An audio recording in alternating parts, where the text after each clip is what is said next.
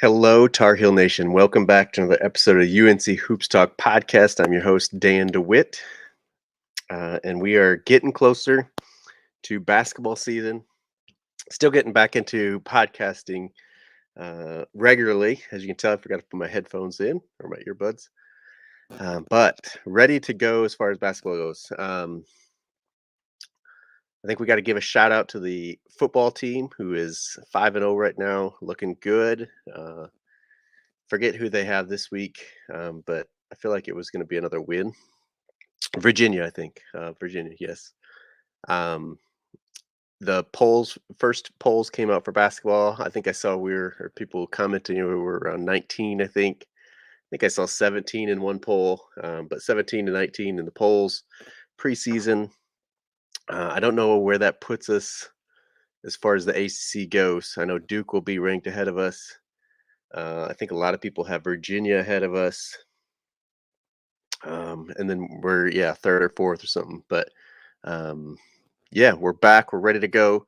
If you see the title of this one, this is the season predictions. As you guys have sent in, we got 300 here.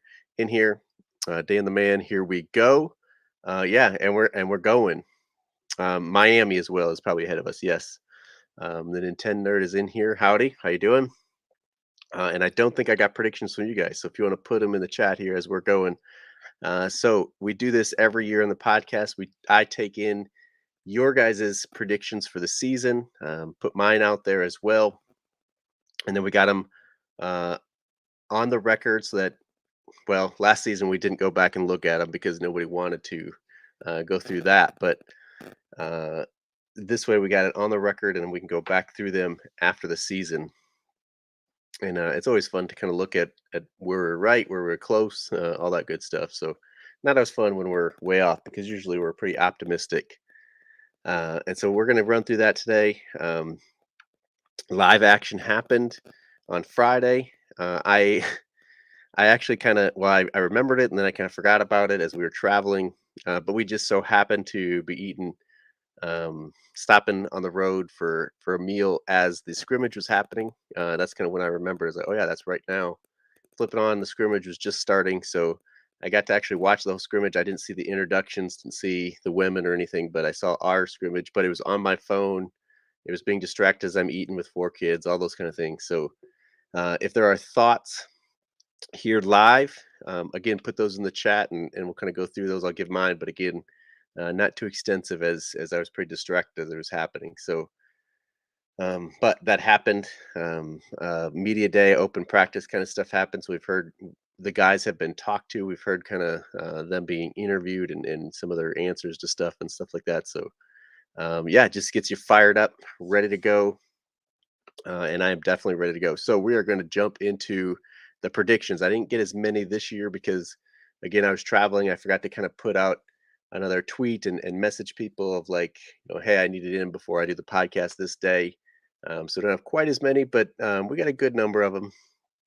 And we're going to go through those. So 31 regular season games, and people can be as general or specific as they want to, and we get kind of the range there. So we'll go through these, and all of these are put in the description of this video on YouTube, in the description of the audio podcast wherever you're listening. So if I'm talking too fast, you can kind of go look through there. And also, if you want to follow other Tar Heel fans as well as fans of the podcast, it's there, either Twitter, other. I think Twitter is pretty much the only place I got it. I got one from Discord. If you want to join our Discord, Tar Heel fans, we can put you in there. But I got one from there. Otherwise, it's all from Twitter, I think. So I'm going to start with mine. I actually just kind of did this. Obviously, I've been thinking about it, but just kind of ran through the schedule here um, hour ago or so. And this is kind of what I came up with. So as I counted through, I didn't go through really specific, but I did kind of have ideas. I gave us 2 non-conference losses. I thought probably one out in, I think it's the Bahamas where we play, right? It's in the Battle for Atlantis. So yeah, Bahamas. One of those games, hopefully, obviously, it's championship to maybe. I was thinking it was Michigan State in it, but it's Michigan. Ah, man, that I don't know. I'm going to stick with two non-conference losses. As I look at it, I was thinking I saw Michigan State. It's missed Michigan there, um, but I thought between one in the Bahamas and then between either UConn and Kentucky, one of those games we'd probably drop.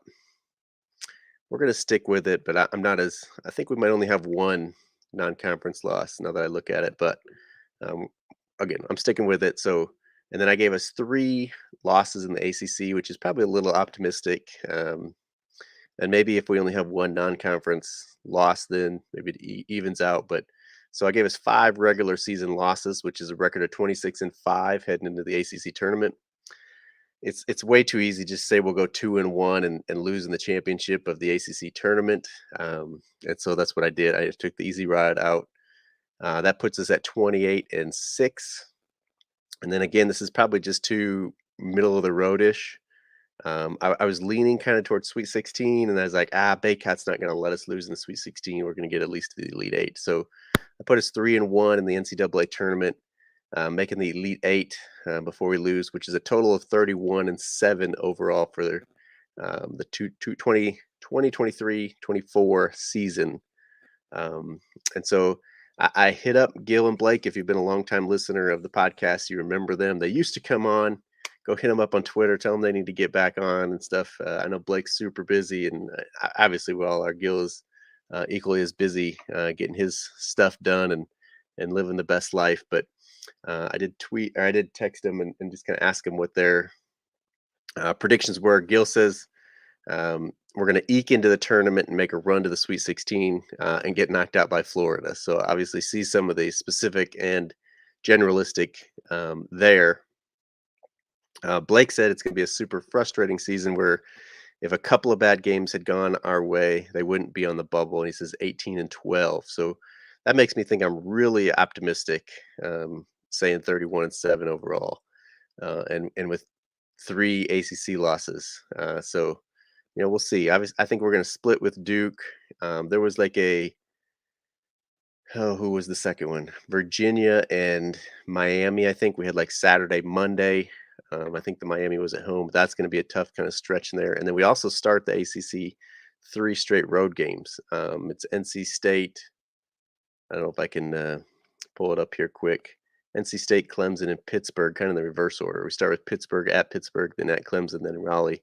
It's a tough way to start the ACC. So um, there's obviously places there for losses, but we're hoping our guys gel together quickly and do well. So getting into your guys that sent them in, again, a lot of them off Twitter. I'll say their name plus their Twitter handle in case you guys want to follow them. And again, they're all in the description of the video or the podcast where you're listening. So Lorri Blair Mercer at Carolina Chick 23 says we're going 21-10, losing the ACC championship final, make it to the Final Four. So again, that puts us at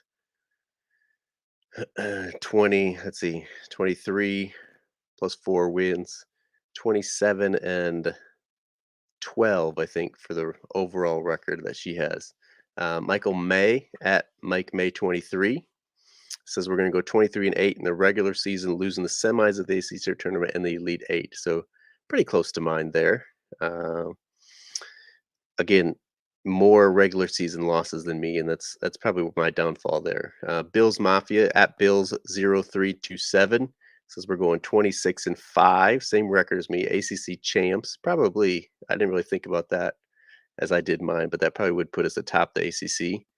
ACC tournament runner-up, Bills Mafia says, and lose in the Final Four. Mark Crisp at Marky D0522 says we're going to go 22-9 in the regular season, 2 wins in the ACC tournament and NCAA tournament, Sweet 16 finish. Final record would be 26-11. Then Margaret LaPlante, hopefully I'm saying that right, at Mags219 says 24-7 in the regular season. Think we win the ACC and make the Elite Eight in the tournament. William Clark at William B. Clark 3. He says, I feel like this team will be better than last year's, which isn't difficult to do. They can go 22-9 in the regular season, make it to the ACC semifinals, not win, and then have a Sweet 16 run to end the season. JM is at feel like I'm missing part of his name there, but at MC Peters sorry, at MC Peters J13 says, I honestly have no idea. I don't think I have ever seen a UNC team built like this, and it'll probably depend on how well a freshman point guard can run the offense. I'll go 20 to 21 wins in the regular season. We'll see from there. Steve Wolf Sr. at Steve Wolf 44 says 26-5 for the regular season, like the semis of the ACC tournament, Elite Eight in the NCAA tournament.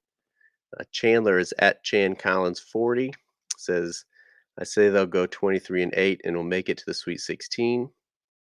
And then Lance D at Lance Loves Heels says 23-8 for the regular season, 28-10 after the postseason. So that well, it depends how far we're going in the ACC tournament and stuff like that for that loss. But obviously, he has us losing at least once in the ACC tournament. Um, so you say two of those wins. He's saying Elite Eight, I think, probably. And then our one from Discord is Rowdy. Says, I'm going 22 wins, ACC tournament semifinals, and Sweet 16. This team will be more fun to watch than last year's, which, again, probably isn't very hard to do the way last year went. So, like I said, a little bit less this year, but that was probably more on me not getting after people and reminding them that I was about to do this podcast. But always fun to have that there. So I guess I'll look through the comments here and see if anybody else put a prediction in here. Not not a full prediction, but Nintendo Nerd says I think we'll lose to UConn, but I'd love to be proven wrong. Yeah, that was kind of one of mine. Up in New York is a little bit harder. The Nintendo Nerd also says, yeah, the Elite Eight or Sweet 16 is my prediction. That's kind of where I was at. Again, I was probably leaning towards Sweet 16, but I just didn't want to believe it. And Christian says, I like the Elite Eight pick. 300 says sounds good to him. Trying to think. I think that's all for is the predictions. So if anybody else puts predictions in there, we'll throw them out there. Oh, here we go. Christian's got his full one here. Regular season, I say 22-9, make it to the semifinals in the ACC tournament, Elite Eight run. Yeah, I'm kind of right there with you. So, so let's talk about. Say Villager says, "What's up? How you doing, man?" We're just going through predictions, and now we're about to hit on live. So I was gonna scroll through here. I feel like I almost missed Cole's here. Cole says, I think comfortably make the tournament, and hopefully don't have to see the bubble affiliated with this year's team. I feel like somebody said they made it to live here, Christian. So uh, I'm assuming he's saying he made it to, or Christian, that you made it to live action. So would love to hear kind of what you had to say. So again, I was watching on my phone as we were eating and traveling. Had four kids around, so I didn't see a lot. I saw again. Feel like this way, and again, we overreact to a scrimmage, an inter squad scrimmage here. But kind of my takeaway is I saw things that I liked from pretty much anybody that we think is going to be a regular rotation guy, and I saw some things I didn't really like from a lot of the guys, if not all of the guys that will be in the regular rotation. So 300 says we got shooters and athletes now. Just watch. Oh, sorry, I missed that. 300 says that we're winning the chip as long as we make it to the tournament. We're good. Um, so yeah, I, I was really it was really nice to see Elliot Cadeau come out and knock down that first shot. That looked smooth, looked like good decision making, confidence from a freshman, all that kind of stuff. I feel like he had some moments where he didn't make as good decisions though. Seemed a little bit out of it, which again is I'm not ragging on him. It's typical for freshmen. Um, let's see, Baycott. I didn't really see him knock down a farther shot. I feel like somebody said it looked like he was extending his range, and it looked pretty good. I didn't see that, so if he did knock down something a little bit longer, I missed that. Um, I was a little bit disappointed in that somebody said we got shooters. I was a little bit disappointed in the shooting. Guys looked and Cormac looked confident shooting it. He did not hesitate. Um, I don't know what if anybody kept stats or what he kind of knocked down, but again, from what I remember, he missed a couple at least. Not that we're gonna make them all, but uh, Nintendo says I like how our freshmen looked at live action. Stay vigilant. Going back to predictions here. Um, Top 15 team in the country with an Elite Eight run is a 5 seed. I think that's maybe saying second in the ACC. Um, so Christian says, "Have you seen Joe Lenardi's preseason bracketology? Legit, only has 3 teams in the tournament: UNC, Duke, and Miami. Only Duke making it to the second round." I have not seen that. Yeah, that's. I mean, after the last, I think what 2 seasons, ACC is going to have to earn back the respect that they once had. Big 12, SEC are kind of as far as conference wide goes, where it's sitting at, and ACC is going to have to earn that back. But no, I had not seen that. That's I don't know. It is what it is at this point. It's kind of hard to think if the ACC is even going to be around in a couple. I don't want to say a couple years, but say 5 to 8 years down the road. Um, I don't know. So Nintendo nerd kind of agreed with me. Nobody shot the ball very well from the outside. I'm not concerned yet, and that's again. But that's the question: is we know we supposedly added shooters, but are they going to knock them down? Even Jalen Withers, I heard somebody talking about his 3-point percentage at Louisville. Is it going to correlate in turnover? Is he going to get the chances, and is he going to knock him down when he's got them here? Tyler G said Elliott looks good. Yeah, I think from what we expect, or what we should expect maybe from a freshman point guard, pretty good. It does. uh, I've heard rumors, or I don't know what they've heard in rumors. People talking about like he may be running the second team, though he may not be starting early on. And I guess that's where we're going to go next. The next podcast we do usually is the players' predictions. Who's going to be the most important? Who's going to lead us in score and rebounding? Assists, who's going to be starting, that kind of stuff. We'll get into that in the next podcast. I don't want to make this one too long. I want to keep it to mostly the predictions. So we'll get into that next. But is Elliott going to start, or and kind of tipping my hat is does he start at the beginning of the season, and then is he starting by ACC play or by the end of the season, that kind of stuff. So stay vigilant says, I'm hoping that Ingram will be able to stretch the floor a bit, but I don't know about that. Yeah, I mean, that's what people are saying between Ingram and Cormac and even Withers and um, who else am I forgetting? I want to say the coach is given. Oh gosh, too many new guys. I can't even remember. I can probably look it up here, but between all those guys, uh, did we really add some people that are going to knock down? I think RJ had the finger trouble last year. If he can get that right, um, then I think he'll shoot a pretty good percentage. Jalen Washington. Um, Hubert always said he was the biggest the best deep shooting big man he had seen. Does that correlate? Does that transfer over? Paxton Wojcik is who I was thinking of. And between him and Cormac and Withers and Ingram, they can all knock it down. But I mean, we've said that about how many guys coming in. Kenny Williams took a whole year to kind of knock one down.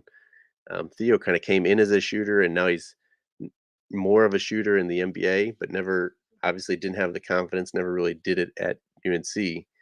Um, Zayden High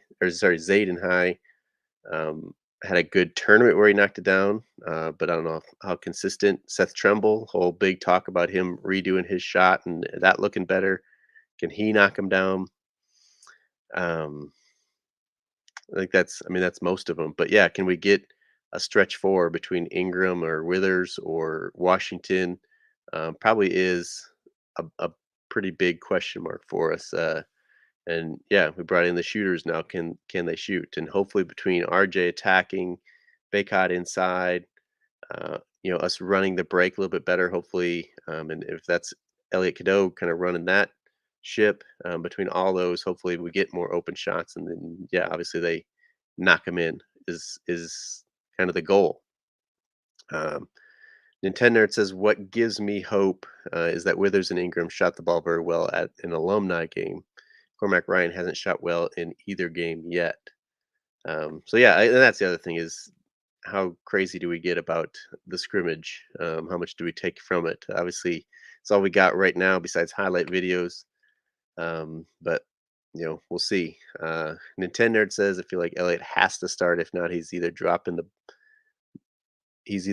bucket hard or a question of Coach Davis just doesn't like to start freshmen." I mean, again, we've talked about depth so much over the years, and that's kind of the other question we have is, and we can get into this next podcast too. But if we have the depth that we talk about, is it going to get utilized? Are we going to play the bench? Are we going to develop the bench? Or our young guys, Seth and Washington, are we going to keep moving them along the way other coaches have, and using that depth, playing 8, 9, 10 guys early, cutting that back to 7, 8, 9 in the ACC, and 7 and 8 in the NCAA tournament or something like that. But the Nintendo lists his starting lineup there, with a couple of caveats. Mike, welcome. Good to see you here. Cormac's shot is very pretty. Confident he will knock it down. Other transfers still in question. Yeah, I mean, he was confident the shot looked good, but yeah, didn't knock it down, and that's kind of what we're waiting for. Grant says the closer we get to the season, the more optimistic I get. As long as our defense is solid, we knock down threes at a solid percentage. Well, and that's the question is if we can do that. So stay vigilant. Says as long as we can stretch the floor more, we'll have way better season. Cormac will be one of our best players, I feel. And again, everybody keeps saying as long as we can knock down the threes, and I'm not saying we can't. I'm not saying we don't have shooters and stuff like that,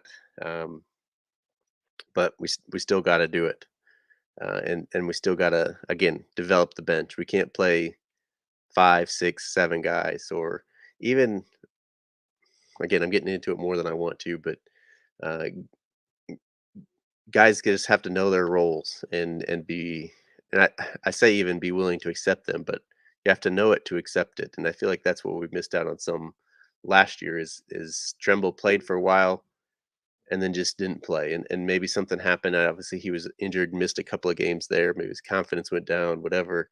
Jalen Washington played well for a while, and then just didn't play. Um, in other guys as well that Styles was kind of in the rotation and then wouldn't play, and Dunn was looking good at the beginning and then just again he got injured or something, but never got back to that. And maybe there is more in practice. Obviously, there is more in practice that we don't see, but um, you know. Big question mark, I guess, and a big year. We've said that already on the podcast many times. This is a big year for Coach Davis. Nintendo says, let's see how Coach Davis does without his usual Iron Five. Hopefully, recruited with depth in mind. And yeah, this is pretty much a team recruited. I know that Armando and RJ were here before him as the head coach.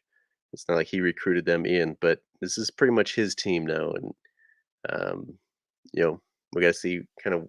Hopefully, it's the guys he wanted and the positions that he wants, and now there's no excuse. So Christian says SEC and Big Ten are beyond overrated. They've gotten 32 bids in the NCAA tournament the last 2 years, and none have even made the Elite Eight. I don't think, definitely not the Final Four. And then he adds ACC just doesn't get respected by Joe or committee. Definitely. Also, I mean, I think our top is really heavy compared to our bottom. Obviously, there's bottom teams in those leagues, especially the Big 12 now having UCF in it. BYU is going to be down there. Some of their new teams may end up dragging them down. Um, but the ACC hasn't. We had stinking Louisville last year, win 4 games, and yeah, we're horrible. So and I think tournament wise, I think we see so many styles. It gets us more ready for the tournament. Whereas the Big Ten, it seems like everybody's playing the same way, and then they get somebody or you know somebody that can play against that style and uh, expose it, and they're just done. I mean, think at Purdue, that's petered out way earlier than what their seed should have been last, what, 3 tournaments. And yeah, so Mike says Zayden is going to be the biggest surprise. He can crack the rotation. He's very heady and plays with a chip on his shoulder. Yeah, again, we gotta see the depth being played and worked on. So, z and stay vigilant is kind of the opposite here. It says we're old and talented. There's no excuse. I for one feel this has to be a turnaround season for you. It definitely has to be, or he's gonna start losing people for sure. Um, but yeah, we're veteran, but we have those young guys, and it's got to be a mix. We've got to play guys and develop those guys as well as getting in veteran guys through the transfer portal or whatever, and the mixture of that stuff. So we haven't even mentioned Okonkwo or Conkwe, however you say his name, from West Virginia, and what can he add to the team. But again, that's what we're going to get into in the next podcast. Let's see, we're at halfway through October, so hopefully before the end of October we get that players prediction in, and kind of go through who we think starting lineup will be, who's the X factor, the MVP, leading scorer, leading rebounder, that kind of stuff. Um, and yeah, kind of what the rotation will be like, if if we want to guess that at all. But hopefully before the end of October we get to that as well. No promises, as you guys know my schedule making. But we do have the exhibition October 27th, so we'll at least get to see the guys again. I don't know. Looks like it says ACC Network Extra, so hopefully that's ESPN3 that we can see that on at least. But yeah, we get to see them, and then into November, beginning of November, number 6 seasons here, and the games count, and be really exciting. So um, yeah, we're ready to go. I'm ready to go. I'm ready. I'm so ready for college basketball to start. I'm ready to watch kind of anything. Um, and I hope you guys will be along for the ride. If you're listening to this later on, if you're not subscribed to the YouTube channel, I'd love for you to go over and subscribe. Try to catch a live show. Join us in the chat here, all that kind of good stuff. But just go to youtube.com/UNC Hoops Talk Podcast. But even if you don't, I hope that you're subscribed wherever you're listening. Leave a review. That's great and helps. But most importantly, above all of that, is share this with your Tar Heel friends and family. Let's unite Tar Heel Nation, and yeah, let's turn it around this year. Let's have a good year. Let's be positive, optimistic, be behind the guys, and let's do it as long as we can. So um, I thank you guys for joining me. I thank you guys for supporting the podcast and being here. My name's Dan DeWitt. I am the host of the UNC Hoops Talk podcast. Signing off. Until next time, go Heels.